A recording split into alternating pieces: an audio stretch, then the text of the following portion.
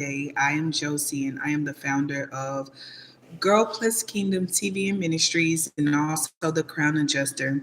And we also have a sisterhood that is absolutely free. So if you would love to join a sisterhood where women come together to be empowered to discover their purpose, if you're called to leadership, if you're called to ministry, if you're called to business, this sisterhood that is a group of women, well, has a group of women that hold each other accountable. um, we did postpone the group for a while in last year, but we have started the group back up, and I have been posting again inside of the group. But again, if you would love to join us, again, it's absolutely free. You can go to click the link in my website, in my bio, and go to my website and click the tab at the left and join the sisterhood. It is a Facebook group.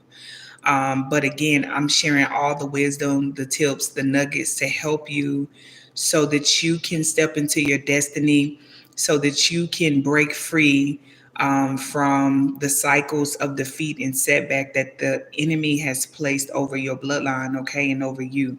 So if you know you're called to greater, you're tired of just sitting around and watching life pass you by, and you want to go ahead and start the race of walking in your purpose and standing beside sisters who can hold your hand while you do so, I recommend the Pink Elite Society, which is a faith based sisterhood. And again, it's absolutely free. So go ahead and click the link right now and join us inside of our sisterhood, and you will have the tools to be empowered.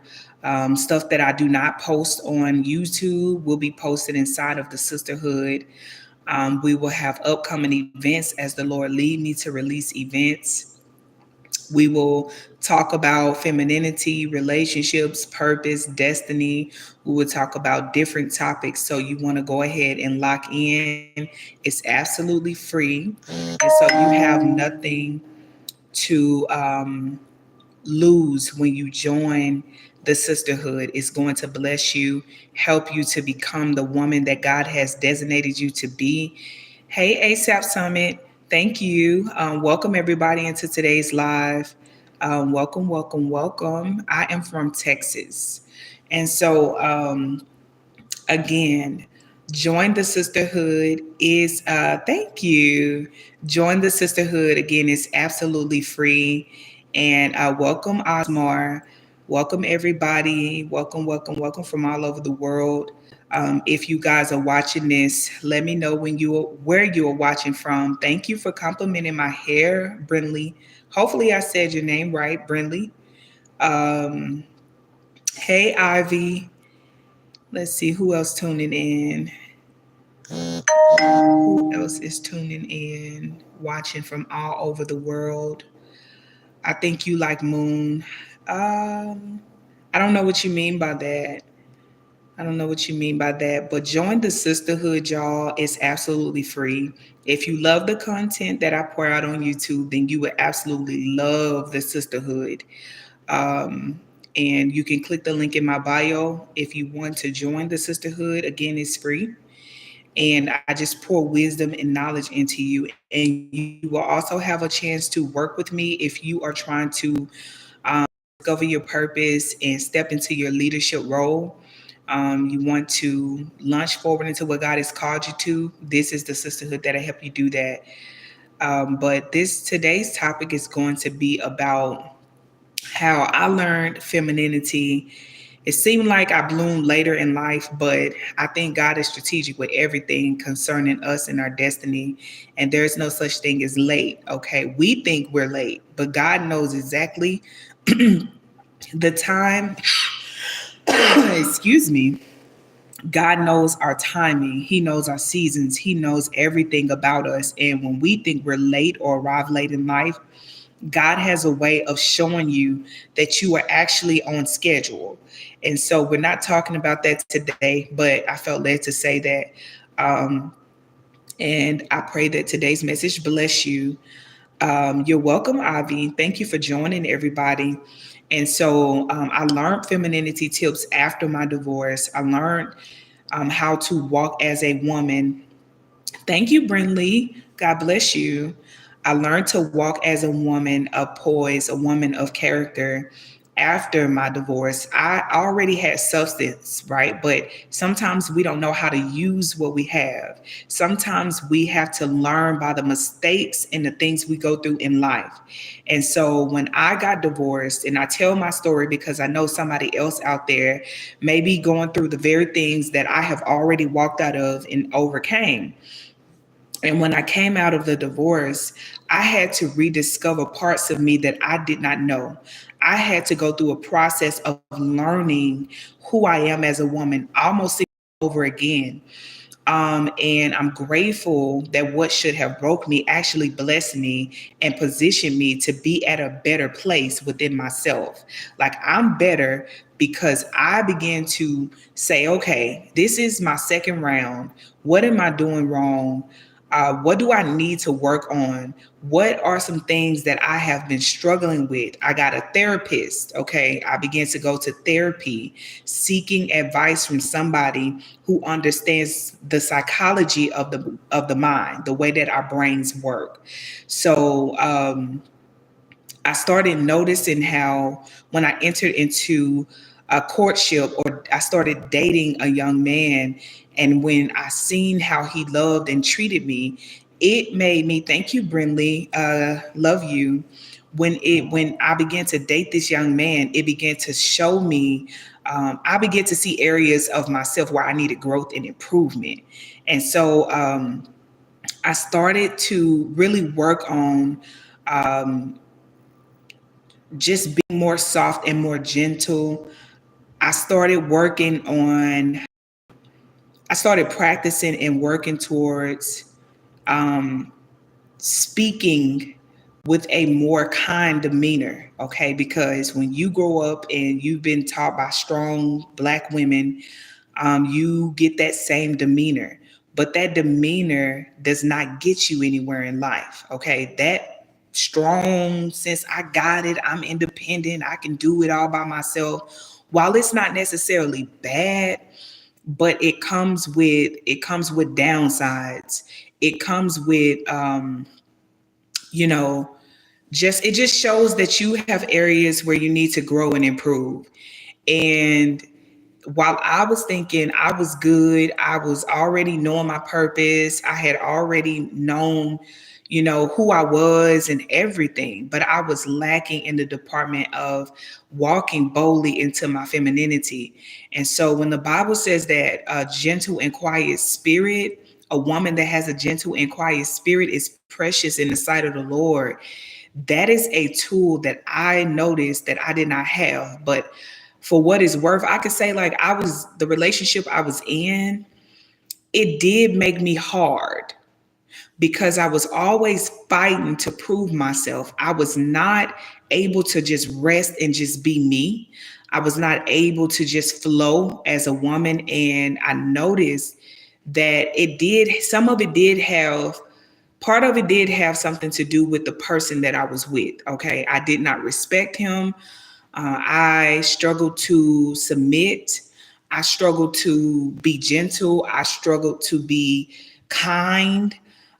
Even though at the latter end of our marriage, I was doing those things, but I struggled to do those things. It was hard to do those things. I didn't want to give him those parts of me. And I noticed that once I left and then I met somebody else, I was like, oh, I'm more patient with him. I'm more gentle with him. I'm more kind with him. I'm more long suffering with him. I am more feminine around him. I'm not talking a lot. When he says stuff, I listen. I'm not quick to just, give an attitude, roll my neck, say what I'm going to do versus hearing what he has to say. I stopped doing those things because I recognize that if I'm going to be a wife to somebody, I have to learn how to control those urges. And in the first part, in part one of this same video, go back and watch it, y'all. It was powerful and it even blessed me. I talked about how when you are with somebody, when you are with a masculine man, how you have to carry yourself a certain way. You have to have emotional intelligence to be able to walk on the alongside with a masculine man that is high value. You have to carry yourself a certain way. And so your speech, your conduct, the way that you move, your attitude, you have to adjust. But in order for you to be able to do those things, you have to begin to do the inner work, because it does not start. Becoming feminine does not start when you get with a man. Becoming feminine is something that you develop. It's like something you have to train yourself to do. And when you meet that right person, the right person will come along and help you to do the work, help you to drop the defenses you have, help you to begin to see yourself, because sometimes we don't see ourselves. And then we get into relationships. And when we enter into that relationship that is healthy, that is stable, that is good, not perfect, but it's healthy enough for you to begin to see yourself and say, wait a minute, I thought I was a kind person, but now I'm recognizing that this person is testing my patience. So it's a healthy relationship, but I'm still being tested, which puts a mirror up in my face. And that mirror is allowing me to see the areas that I still need to work on. So that started happening to me. And I started noticing how I started to shift, like my mindset, my attitude, my personality, everything started to go higher when I started to talk to this young man. And it was because he began to love me in a way that a man should love you. He began to show me what it was like, um, to have a man that was a man of value, a man that loved good, a man that loves you deep, a man that loves with his whole heart, a man that kept his word, has integrity, has character, knows who he is, walking in his own purpose. And while this young man is not perfect by far, he still taught me how to treat a man. And when I started learning how to treat a man, um, no, not unfortunately, I would say fortunately, when I started learning how to treat him, I started learning how to, as a result, treat myself. And I started developing those feminine traits and those soft traits that I desired to develop in my previous relationship. And that goes to show you that you got to be with the right person. That goes to show you that when you with the wrong person, they do bring out the worst in you. And it's still, you still supposed to see that worst side of you so that you can also see, I need to work on this. I am not perfect. I need to still, these areas, I shouldn't have been cutting up with the last person I was with. Even if he wasn't all the things that I thought he should have been, I still saw traits in me that should not have been there. And so when I got out of that relationship and I started talking to this young man, and he was so soft and so gentle and so patient and so kind, that I was like, I was like, this was already in me. I already had these things in me, but it took the right person to bring them out. It took the right person for me to shift into that realm of femininity. So now that I had shifted, I'm able to stay in that vein, and now I show up feminine. And so femininity, it is not just about the outer appearance and how you dress and how you do your hair and how you get your nails done and get your toes done. And femininity, that's only a portion of what that means. Femininity, a portion of femininity is you, and I'm getting ready to get off of here, but a portion of femininity, more, what femininity is more than anything, it's an inward job. It's an inward job. You have to do the work. You have to heal to become soft. That means you got to let go of what happened to you when you was a child. That means that you got to forgive people you don't want to forgive. That means that you have to learn how to love yourself in a deep way so that you can begin to grow and walk in femininity. Walk in femininity. And I know that sometimes our own parents don't even teach us how to do these things. Our own mothers did not show us how to show up and just be soft and be gentle. And so we grow up and we're just hard and we're just tough and we're loud and we're boisterous and we are, in pain inwardly. And so when you have not healed and done the work, it's hard to show up and rest in your femininity. So that's why I teach healing first at the core, heal at the root. Uproot that stuff, uproot that rejection, uproot those abandonment issues, uproot that pain that happened to you when you was a little girl. Uproot those things. Because the way for us to walk in the fullness of how God made us, we have to get rid of the things that have been packed on top of us over a period of time that has kept us in a cycle of being angry, of being just so offsetting, right? Nobody even want to be around you because you have an attitude problem.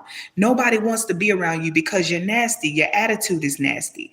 And so again, I thank God for placing people in my life that meant me well and put me in a space and an environment for me to heal so that I can start walking in my femininity. So I'm finna let you go, but I wanted to come on here just to tell you. You said right now, as you are doing calm, not ghetto, well spoken, no cursing, you giving out a lot of charm and feminine energy. Thank you, Goku. I appreciate you for that comment.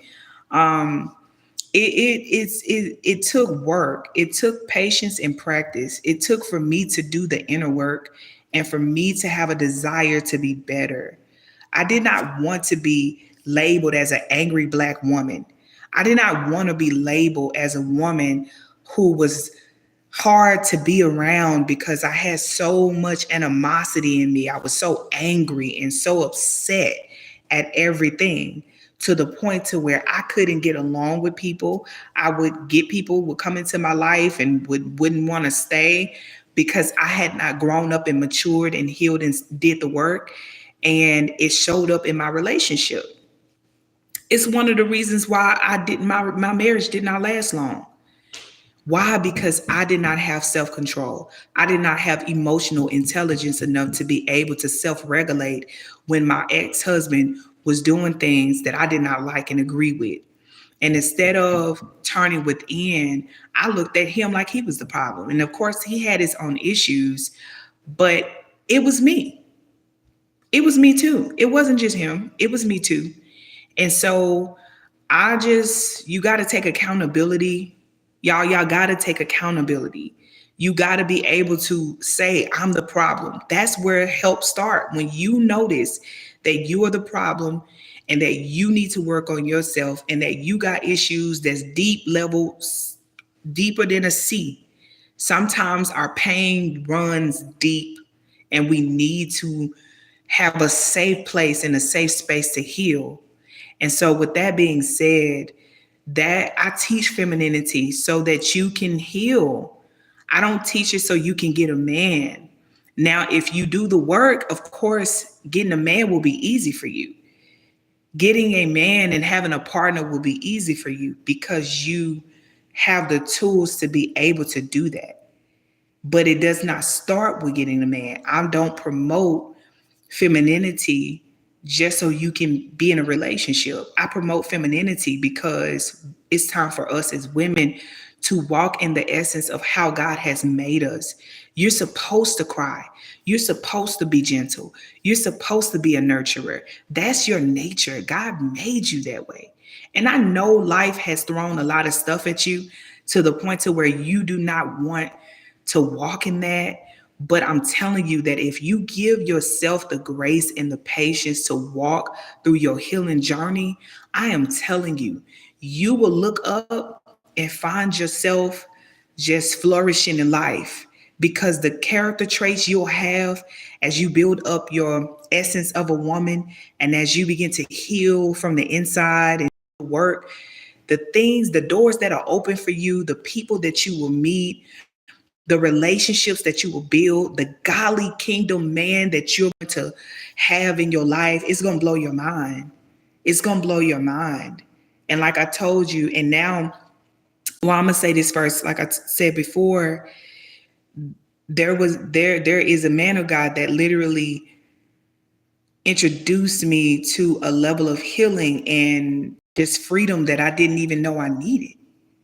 And so through him, God allowed him to be a part of my life so that I can learn how to just be more feminine. Because he came with a level of healing and he came with a level of grace that literally disarmed my insecurities and it disarmed my trauma. So I was able to show up and I was able to heal because love was healing me. God started the work, but then he put somebody else in my life to help me to cultivate those sides of me. And so now I show up as a woman who understands how to treat a man. I show up as a woman that now understands how to love a man. I show up now as a woman that understands how men love and like to be treated, how men appreciate a woman that can add value to his life, value that does not speak to Goku said, gave me hope. I'ma go out raise me a black girl again tonight. LOL, haven't dated one in 8 years. You a mess. But I mean, it's possible. Every black woman is not toxic. Every black woman is not crazy and loco. But every woman, and I stand for black women when I say this, we are good. We are quality. We are queens. We are lovable. We are gentle. Every one of us, not all of us are out to get y'all. Not all of us are out here trying to, destroy a man's life. Okay. And that is a false narrative that has been placed on black women because not no other race have ever went through a state of depression in history the way our ancestors have had to. And so a lot of this was traumatically done and oppression was placed on the back of our ancestors. And you got to know where this stuff started. It did not start with us. It started when our ancestors were in slavery and had to survive. When grandmama had to pick cotton just to survive, she had to put on masculine pants to work that field. She had to put on masculine pants to keep her mind from losing all ounces of her mind. She had to put on masculine pants to be able to get out there in the field and work just as hard as the man would because they did not care about gender. They cared about the dollar. They cared about raising their whatever they were wanting to have. And so that heavy burden was placed on our ancestors. And so that trauma was passed from generations to generations. Even when we became free people, there was still a mindset of slavery that was going on with our ancestors, even after freedom.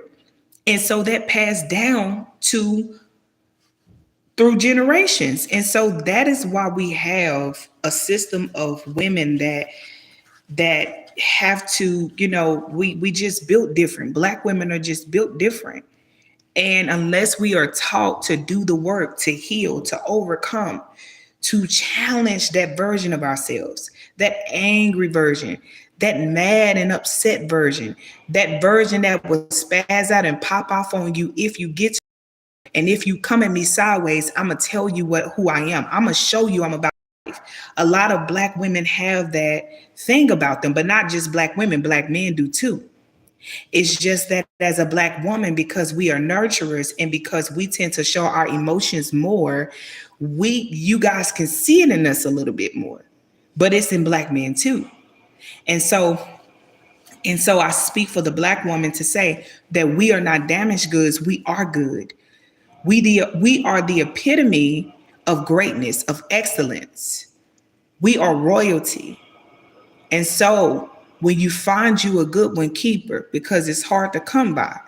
Because yes, there are black women that they still walk in a level of bitterness, but they have not understood who they really are and what they carry. Because if they caught the revelation, they would shift And then they would continue to allow that generational blessing to now pass down to their daughters and their granddaughters and so forth.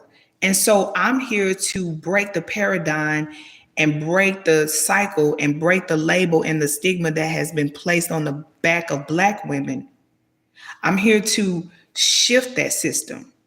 I'm standing as an intercessor in this realm, and I'm praying for every woman that has struggled to just be pure, just show up in love and show up in grace and show up in poise and show up in elegance. I'm here to shift that with the help of God to allow us all to know that it's possible if you apply the word to your life, and when you recognize that God is love and that he loves you and that you don't have to walk around mad or angry. You can literally give each and every one of your burdens to the Lord in prayer, and you can ask him to restore and to heal parts of you that was broken and hurt, and watch God heal those parts of you, so you don't have to walk around sad and blue. If you belong to the Lord, there is restoration for your soul. There is healing for your weariness. There is healing for that rejection. There is healing for that pain. There is healing for that molestation. There is healing for that heartbreak. There is healing for the time your mama walked out on you. There is healing for the time your daddy walked out on you. There is healing for that time that you went through that abuse, right? There is healing for you. You don't have to carry that anymore. Christ died for us to be free. Christ literally died for us to be healed in our heart. So, ladies, it's possible for you to begin to put in that work and for you to begin to see yourself show up as the highest version of yourself. Step into your femininity. Step into your essence of a woman. Step into your power as a queen. Step into your power as a woman who understands who she is and walks in her worth and value. You don't have to stay in that place anymore. You can be soft and gentle and still be firm as I don't know what. Cause who firm is me. I'm still gonna put my foot down when necessary. I'm still gonna have my back straight and my backbone is gonna be in place. Just to let you know I mean business. Just to let you know I'm standing on business. But I am not going to raise my voice, disrespect people, unless you take me to a place where I done had enough. Now I'm finna give you the business. But other than that, I'm really trying to practice having a gentle and quiet spirit. You practice that. You ask God for that.